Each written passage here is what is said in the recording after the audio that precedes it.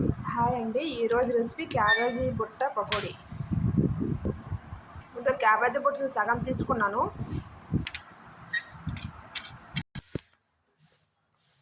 ఇలా సన్నగా కట్ చేసుకున్న క్యాబేజీ బుట్టలో కప్పుడు శనగపిండి, సన్నగా కట్ చేసుకున్న ఉల్లిపాయలు, కార్న్ఫ్లోర్ ఒక స్పూన్నర, బియ్యం పిండి, రుచి సరిపోయినంత ఉప్పు, బేకింగ్ సోడా, కారం 2 స్పూన్లు. ఫస్ట్ వాటర్ వేయకుండా వీటన్నిటిని బాగా కలపాలి. వీటిని ఇందులో కొంచెం వాటర్ వేసుకోవాలి. కొంచెం వాటర్ వేసి ఇంకొంచెం బాగా కలపాలి. ఒక కడాయి తీసుకోవాలి. దీంట్లో డీప్ ఫ్రైకి సరిపోయినంత ఆయిల్ వేసుకోవాలి.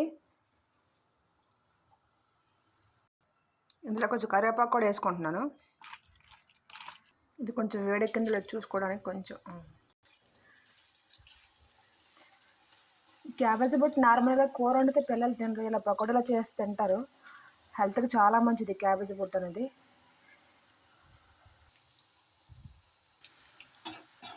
మనకు కావాలనుకుంటే ఇందులో కలర్ కూడా వేసుకోవచ్చు. కలర్ వేసుకుంటే కొంచెం రెడ్ కలర్లా ఉంటుంది.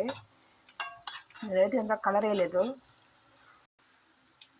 వీటిని సర్వింగ్ బౌల్లో తీసుకున్నా.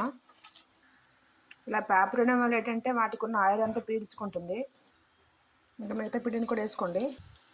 వీటిని ఇలా పకోడీలో కాకుండా చిన్న చిన్న వడల్లో కూడా వేసుకోవచ్చు.